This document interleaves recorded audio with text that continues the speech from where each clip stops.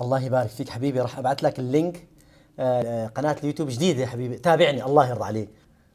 الله يبارك فيك، للوالد للوالدة، كل واحد عنده يوتيوب الا تابع غسان بكر. الله يبارك فيك حبيبي دكتور احمد، الله يبارك فيك.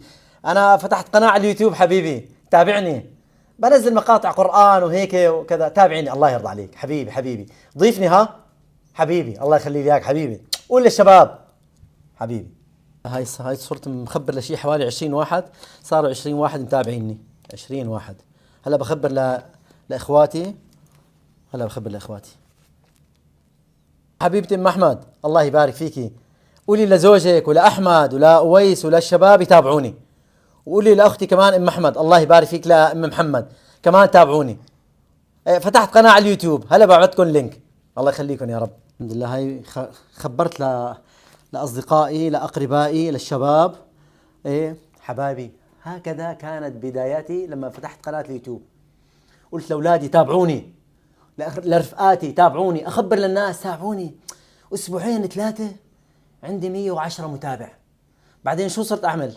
والله كل ويك إند، كل نهاية أسبوع أروح على المسجد وأجلس من العصر للعشاء، واروح لعند الناس اقول له تابعني اخي، ليك انا اسمي غسان بكر، صوتي حلو.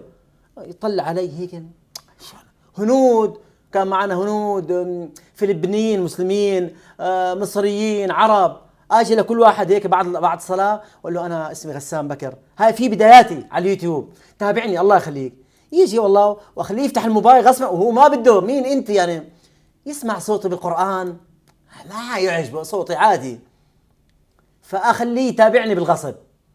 4-5 شهور عندي 400 500. اي والله. بعدين صرت اقول لاولادي قولوا لرفقاتكم في المدرسه خليني يتابعوني. يجي سلمان كل يوم يقول لي والله في رفيق تابعك، قال له شو اسمه كذا كذا، اشيك على المتابعين، اي والله تابعني كذا كذا كذا كذا. 4-5 شهور عندي 400 500. فالبدايات دائما تكون صعبه، وانا اقول لكل مجتهد نصيب. بعدها اقتنعت. انا كنت عم بنزل محتوى يعني قرآن، اسجل يعني عما يتساءلون، عبس وتولى، الزلزلة كذا، بس انا اعرف انه صوتي انا عادي، صوتي عادي يا اخي. وين عبد الباسط والطنطاوي والطبلاوي والطحطاوي اصوات؟ فانا يعني انا صوتي عادي. فانا قررت انه اغير محتواي على اليوتيوب. قررت سبحان الله اغير محتوى مثل ما حكيت لكم، واصير انزل هيك مواعظ للشباب، احاديث، اشياء اجتماعيه دينيه. وبدات بفضل الله. كانت عندي مشكله اللي هي الاداه اللي بدي اصور فيها. كان معي في هذاك الايام موبايل سوني قديم جدا، وكان سيء جدا جدا جدا. الفيديو لما حبايبي الفيديو اللي روحوا على بدايتي على اليوتيوب الدقيقتين و3 كنت اظني عليه ساعات اكتب المحتوى والصق الورقه على الموبايل امامي. والمشكله ما كان عندي مايك اللي هو اتكلم فيه.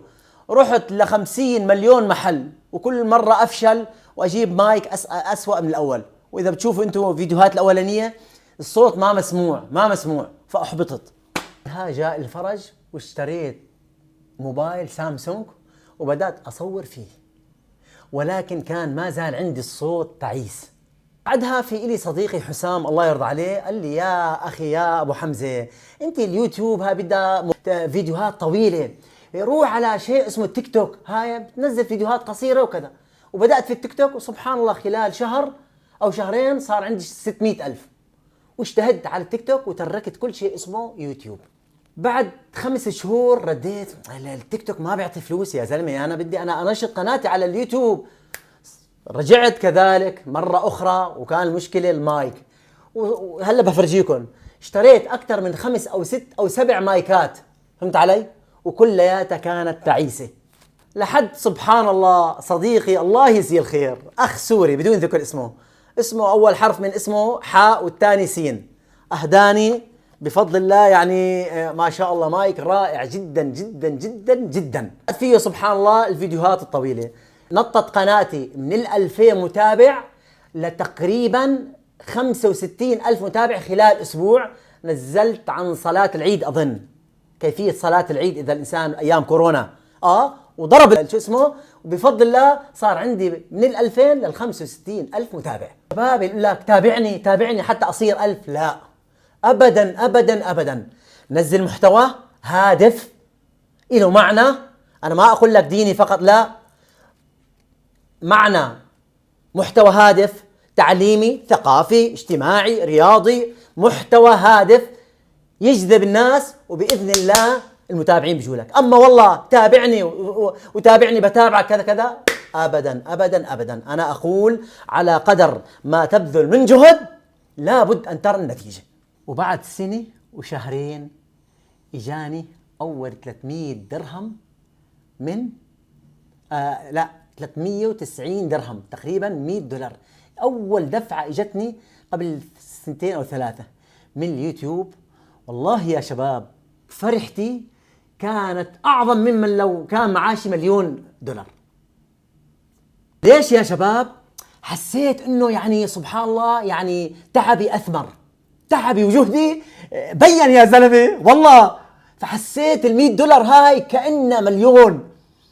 والله عزمت، بتذكر عزمت أولادي على العشاء وفرحت، وبفضل الله هذه كانت البداية.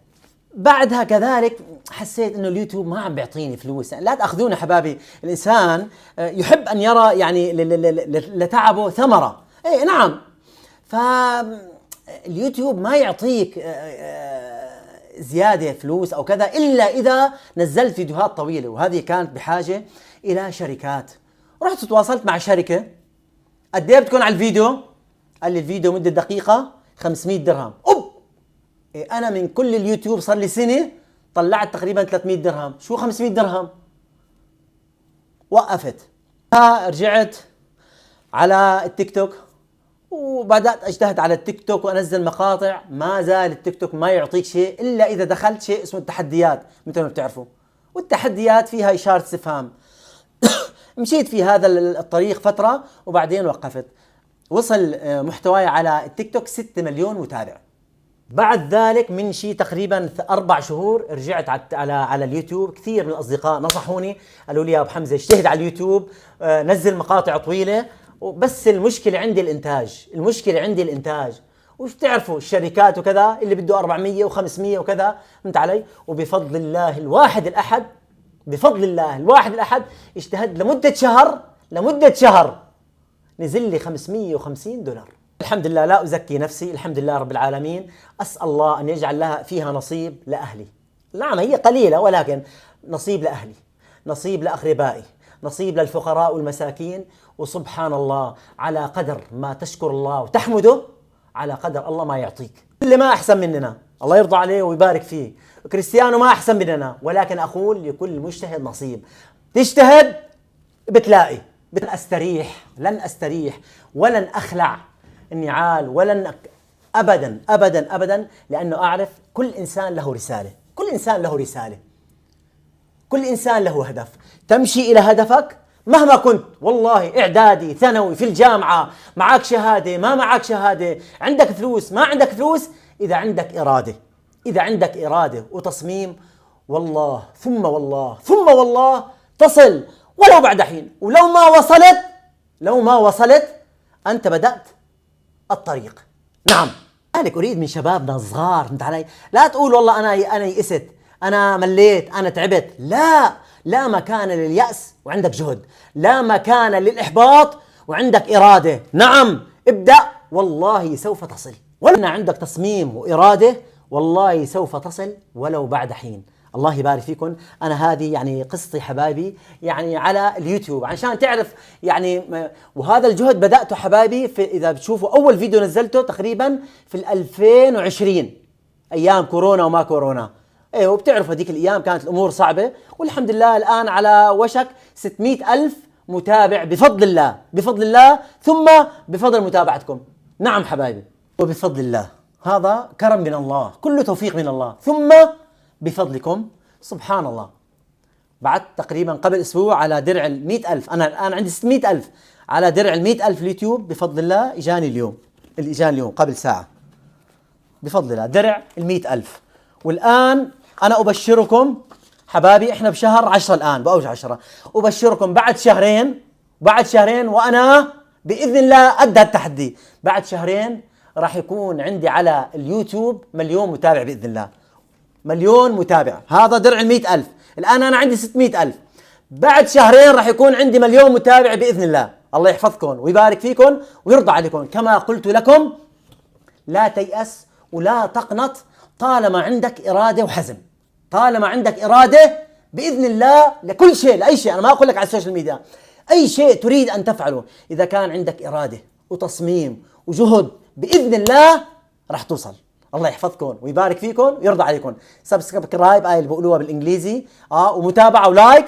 تابعوني الله يحفظكم على كل منصات التواصل وعلى اليوتيوب. بارك الله فيكم وجزاكم الله كل خير. أخوكم ومحبكم الذي يدعو لكم غسان يوسف بكر. السلام عليكم ورحمة الله وبركاته.